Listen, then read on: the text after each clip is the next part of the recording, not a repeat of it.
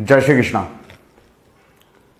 बृहस्पति और शनि, ये दोनों ग्रह जब किसी जन्म पत्रिका के किसी भाव में, किसी राशि में एक साथ मौजूद होते हैं तो किस तरह के फलों को देते हैं, तो आज हम इस वीडियो पर चर्चा करेंगे। इस वीडियो पर यह समझने की कोशिश करेंगे गुरु और शनि की युति किसी पर्टिकुलर भाव के अंदर किस तरह के फलों को उत्पन्न करती है। हर लग्न के हिसाब से, हर राशि के हिसाब से इनके फल अलग अलग होते हैं। तो 12 भावों में, 12 लग्नों में इस युति की चर्चा किसी एक वीडियो में नहीं हो सकती है। तो आज हम यहां पर सिर्फ मेष लग्न को लेंगे कि मेष लग्न के ही 12 भावों में जो 12 राशियां विराजित हैं उनके अंदर यह युति किस तरह के राजयोगों का निर्माण कर सकती है या किस तरह के विपरीत योगों का निर्माण कर सकती है, और कहीं कहीं यह नीच भंग राजयोग का निर्माण कर सकती है। तो ध्यान से समझने की कोशिश कीजिएगा, क्योंकि सौर मंडल में ये दोनों ग्रह अपना एक विशिष्ट प्रभाव रखते हैं दो कारणों से। यह दोनों ग्रह पत्रिका के अंदर एक साल और एक साल से ज्यादा के समय के लिए किसी राशि विशेष को, किसी भाव विशेष को प्रभावित करते हैं, और दशांतर दशा में भी इनका काल बहुत लंबा होता है। दूसरा विशिष्ट बात है कि ये दोनों ग्रह सभी ग्रहों की तरह सप्तम भाव पर, जहां पर ये विराजित हैं, वहां से 7वें भाव पर तो अपना विशिष्ट प्रभाव रखते हैं, लेकिन उसके अलावा भी इनके पास 2 भावों को प्रभावित करने की अलग क्षमता होती है। इस कारण से किसी भी जातक के लिए इनका गोचर भी बहुत प्रभावी होता है। किसी जातक के लिए इनकी दशा महादशा भी प्रभावित करने वाली होती है, और किसी विशेष जातक की जिसकी जन्म पत्रिका के अंदर ये दोनों ग्रह एक साथ एक भाव में विराजित हैं तो ये युति भी अति विशिष्ट फल देने वाली होती है, और ऐसे फलों को ये देती है जिसको आप अनुभव कर सकते हैं। एक और चीज आप योग के विषय में समझ लीजिए, बहुत विशिष्ट है, और इसको समझने की कोशिश करना। जो योग होते हैं, मान लीजिए किसी को नीच भंग योग है, किसी को राजयोग है, किसी को कोई विपरीत योग है जिसके अंदर नेगेटिविटी है, वो योग सदा सदा के लिए होते हैं। वो योग अंतिम परिणाम होते हैं कि ये व्यक्ति के जीवन में ऐसा होता रहेगा या ऐसा तो होगा ही।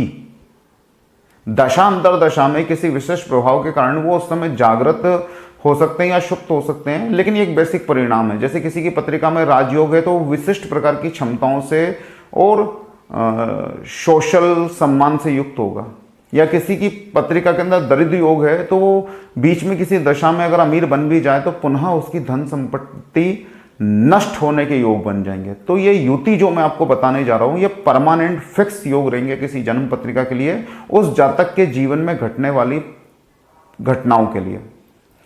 तो मेष लग्न की हम बात करेंगे आज की। मेष लग्न में किस तरह से शनि और गुरु की युति जातक को प्रभावित कर सकती है, कि किसी व्यक्ति विशेष को अपने फल दे सकती है।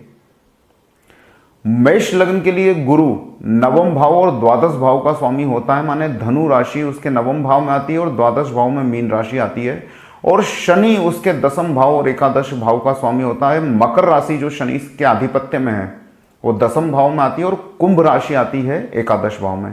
तो जब ये नवमेश, दशमेश या एकादशेश और द्वादशेश बृहस्पति और शनि लग्न में आके बैठते हैं तो ऐसी स्थिति में 2 कंडीशन परफेक्ट बनेगी। मैं पूरे वीडियो को ध्यान से देखना, हर भाव के ऊपर 2 प्रेडिक्शन दूंगा इस युति में, और मेरे अनुभव से यथावत रूप से आप भी देखेंगे कि वह प्रेडिक्शन सटीक रहेगी।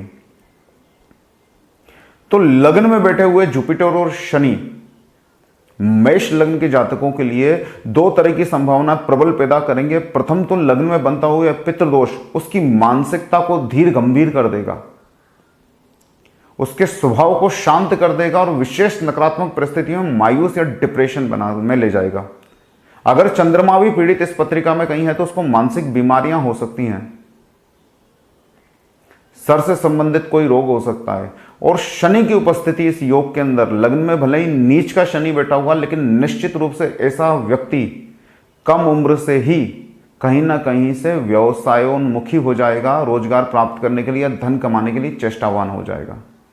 द्वितीय भाव में जब ये युति बनेगी शनि और गुरु की, तो भाग्येश का द्वितीय भाव में बैठना और दसम भाव के स्वामी का द्वितीय भाव में बैठना एक ग्रह का मित्र राशि में बैठना, दूसरे का शत्रु राशि में बैठना यहाँ पे धन संबंधी समस्याओं को तो पैदा करेगा, कुटुंब के अंदर मायूसी और निरंतर बीमारी को तो यह पैदा करेगा, लेकिन मित्र राशि में बैठा हुआ शनि यहां पर पुनः उसको लाभ की इच्छाएं पैदा करेगा। तो यह जातक भी जीवन में कम समय में, कम उम्र में, अल्पायु में ही रोजगार की तरफ बढ़ने लगेगा और धन और व्यवसाय के विषय में सोचने लगेगा।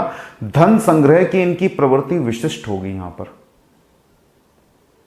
कुटुंब में धन लगाने की प्रवृत्ति भी यहां पे पैदा हो सकती है। गुरु के कारण चूंकि यहां पे पितृदोष का भी निर्माण हो गया है, तो यहां पर कुटुंब के अंदर बीमार लोगों की संख्या बढ़ सकती है या ऋण रोग की समस्या उत्पन्न हो सकती है। तृतीय भाव में जब ये दोनों ग्रह के बैठेंगे, बृहस्पति और शनिश्चर, जब तृतीय भाव मिथुन राशि में दोनों ग्रह बैठेंगे तो दो प्रबल संभावनाएं पैदा करेंगे। गुरु बुध के घर में अगर यहां पर कहीं बुध गुरु से दृष्टि भी हो गया तो भाग्येश जब बुध के ऊपर दृष्टि डालता है, इस कंडीशन में विशिष्ट समझ लीजिए कि ऐसा व्यक्ति सरकार से कहीं ना कहीं किसी ना किसी माध्यम से जुड़ जाता है। पॉजिटिवली आय के माध्यम में सरकार शामिल हो जाती है, कई बार गवर्नमेंट जॉब भी लग जाती है। बुध की राशि में बैठा हुआ गुरु बुध को देखना चाहिए। शनि से पीड़ित हुआ बुध यहां पर बीमार होने की संभावना भी बनाता है। और दसम भाव का स्वामी शनि तृतीय भाव में यहां पर बैठा हुआ है, द्वादश भाव का स्वामी गुरु तृतीय भाव में यहां पर साथ में बैठे हुए हैं। तो ऐसा व्यक्ति इस तरह के कार्य करने में अधिक रुचि लेता है जिसके अंदर भागदौड़ ज्यादा हो। मार्केटिंग संबंधी व्यवसाय हो सकते हैं या ऐसे व्यवसाय हो सकते हैं जिसमें स्थानांतरण की या घुमक्कड़पन की ज्यादा आवश्यकता हो। चतुर्थ भाव में जब शनि और गुरु बैठते हैं तो गुरु यहाँ पे उच्च का हो जाता है और शनि यहाँ पे उस भाव को पीड़ित कर रहा होता है, क्योंकि वहां का स्वामी चंद्रमा है। कर्क राशि आती है चतुर्थ भाव में, मेष लग्न में। तो उच्च का गुरु और पीड़ित करता हुआ शनि यहां पर उसकी मानसिकता को तो प्रबल रूप से पीड़ित करता है। उसके मन के अंदर कहीं ना कहीं व्यग्रता या मायूसी को जन्म देता। लेकिन उच्च का गुरु यहां पर राजनीति के संबंध में या भूमि भवन वाहन से संबंधित कार्य के अंदर निसंदेह सर्वश्रेष्ठ परिणाम उत्पन्न कर सकता है। ऐसा व्यक्ति अगर राजनेता बनना चाहता है या उस फील्ड के अंदर है तो उसको चंद्रमा के उपाय करते रहना चाहिए, कोई विपरीत दशाओं को ठीक करना चाहिए। यहां बैठे हुए शनि और गुरु उसको राजनीति के क्षेत्र में या ऐसे क्षेत्र में जिसमें उसका काम जनता से या भूमि भवन वाहन से संबंधित कार्यों से जुड़ा हुआ है, तो ऐसा व्यक्ति निश्चित इन क्षेत्रों में ग्रोथ करता है।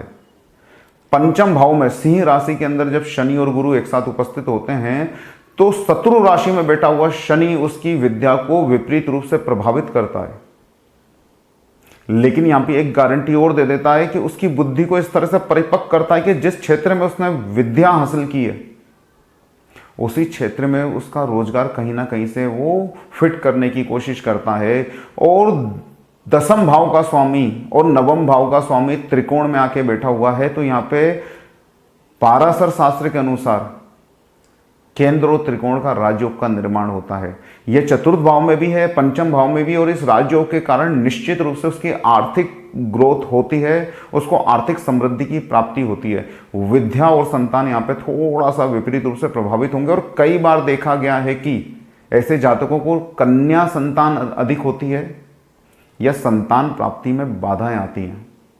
षष्ठम भाव में बैठे हुए शनि और गुरु, छठे भाव में विराजित गुरु और शनि की युति व्यक्ति को कर्जदार ऋणी बनाने की कोशिश करती है। उसके पैरों में, उसके घुटनों में दर्द की संभावनाएं पैदा करती है। निरंतर और निश्चित रूप से बारंबार कोई ना कोई व्यवधान शत्रु के रूप में या रोग के रूप में उसके जीवन में उपस्थित होता रहता है। सप्तम भाव में उच्च का शनि और गुरु ये दोनों विराजितों के पुनः केंद्र और त्रिकोण के राज्यों का निर्माण तो करते हैं, लेकिन सप्तम भाव में बनता हुआ है पितृदोष। या तो विवाह विलंब से कराता है या विवाह के बाद पत्नी के स्वास्थ्य को दिक्कतें देने लगता है, पत्नी को किसी न किसी तरह की समस्या होती है या पति पत्नी के मधुर संबंध तबाह होने लगते हैं। इस युति में विशिष्ट रूप से इस बात का ध्यान रखना चाहिए कि दोनों के स्वास्थ्य को कोई गंभीर और नकारात्मक परिणाम मिल सकते हैं। पार्टनरशिप करते समय ध्यान रखें। हालांकि इस योग में अगर आपके व्यावसायिक संबंध है या आप व्यवसाय करते हैं तो पार्टनरशिप होने की बहुत ज्यादा संभावनाएं बनती हैं, लेकिन उसको सावधानी पूर्वक करना चाहिए। अष्टम भाव में बैठे हुए शनि और गुरु शनि की उपस्थिति के कारण मंगल जैसे परिणाम देते हैं, इसलिए पत्रिका मांगलिक हो जाती है। यहां पर गुरु और शनि की यह युति अष्टम भाव में चूंकि पितृदोष का भी निर्माण करती है, इसलिए आयु संबंधी भय उस जातक के मन में बैठ जाता है। उसको जल संबंधी चीजों से भय लगता है या अनावश्यक ही नेगेटिव उसको विचार आने लगते हैं। यहां पर एक और चीज है, अष्टम भाव का गुरु व्यक्ति को विदेश यात्राएं कराने का सामर्थ्य रखता है। निश्चित रूप से बहुत अधिक संभावना है कि वो अपने पिता का स्थान, जन्म स्थान या पिता जहां रहते हैं वो स्थान छोड़ के कहीं दूर जाए और वहां जाकर तरक्की करने लगे। नवम भाव में बैठे हुए गुरु और शनि, यहां पे गुरु स्वग्रही हो जाता है, इसलिए थोड़ा सा ये जो केंद्र और त्रिकोण का राजयोग यहां पे ज्यादा प्रभावशाली हो जाता है और व्यक्ति को समाज में और जीवन में ऐश्वर्य देने की कोशिश करता है। व्यक्ति का मस्तिष्क अत्यंत परिपक्व होता है और वो लोगों को कंसल्ट करने जैसे काम भी कर सकता है, या कंसल्टेंसी तो उसके नेचर के अंदर होती है।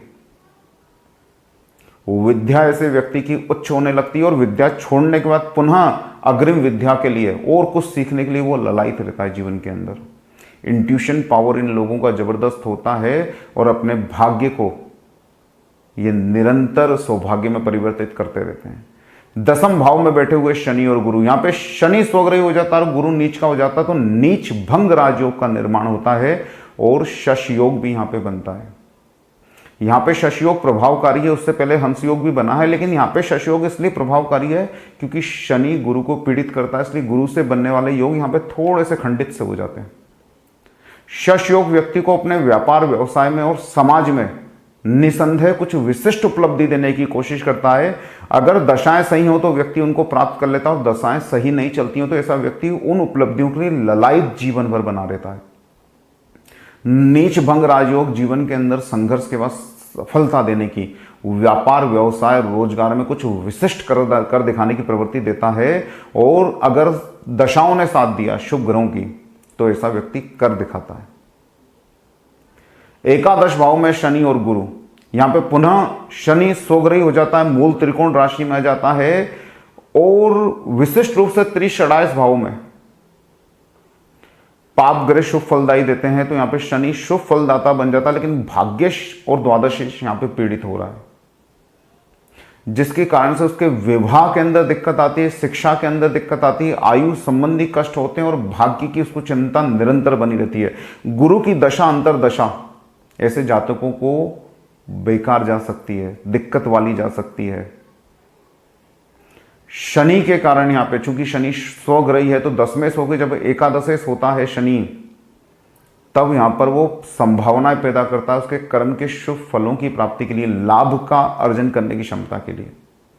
यहां पे गुरु का विशिष्ट ध्यान रखना चाहिए। द्वादश भाव में बैठे हुए शनि और गुरु, जहां पे गुरु स्वग्रही हो गया है और शनि गुरु को यहां पे पीड़ित कर रहा है, यहां पर विवाह विच्छेद की संभावनाओं को पैदा करता है यह योग।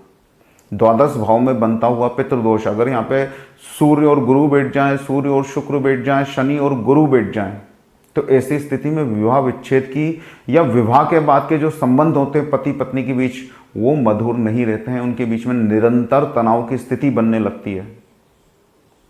विदेश यात्राओं के योग यहाँ पे विशेष प्रयासों से बन सकते हैं और ऐसा व्यक्ति विदेश में जाकर सेटल भी हो सकता है। प्रबल रूप से दो संभावनाएं घटती हैं, विवाह के बाद मधुर संबंध ना रहने की और दूसरा भूमि भवन वाहन जैसे सुख स्वतः ही प्राप्त हो जाने की। कई बार ये बचपन से इन साधनों के साथ होते हैं, नहीं तो अपनी दम पे अतिशीघ्र कम आयु में ही इन चीजों को इकट्ठा कर लेते हैं। इस तरह से गुरु और शनि की युति मेष लग्न के अंदर द्वादश भाव में परिणाम देती है। ध्यान रखिए, गुरु शनि से पीड़ित होता है तो ये युति अगर आपकी जन्म पत्रिका में हो और इनसे संबंधित कोई भी दशा चल रही हो, चाहे शनि की चल रही हो चाहे गुरु की चल रही हो, या ऐसे किसी ग्रह की दशा चल रही हो जो इन दोनों में से किसी के नक्षत्र में बैठा हो, तो ऐसी स्थिति में निश्चित रूप से कम गुरु के उपाय तो करने ही चाहिए। गुरु की जप और शांति निश्चित रूप से करना चाहिए। गुरु के लिए विशिष्ट होता है, अगर वो शुभत्व लिए हुए हो तो विशिष्ट होता है कि आप पुखराज पहन लीजिए, और अगर ऐसा नहीं कर सकते हो तो बृहस्पतिवार शिव सहस्त्र नाम से भगवान शिव की अर्चना शुरू कीजिए। कभी कभार अपनी जन्म तारीख को, जन्म तिथि को, जन्म नक्षत्र को जहां पर आपकी इच्छा हो वहां पर रुद्राभिषेक अवश्य कराइए। ये गुरु के लिए श्रेष्ठतम उपाय होगा। सिर्फ सहस्त्र नाम से आप अर्चन कराइए, रुद्राभिषेक कराइए, गुरु के ही जप कीजिए या किसी ब्राह्मण द्वारा कराइए। गुरु के उपाय इस युवती के लिए श्रेष्ठ उपाय आपके लिए साबित होंगे। आप ये करते रहिए, शुभ परिणाम लेते रहिए। जय श्री कृष्ण।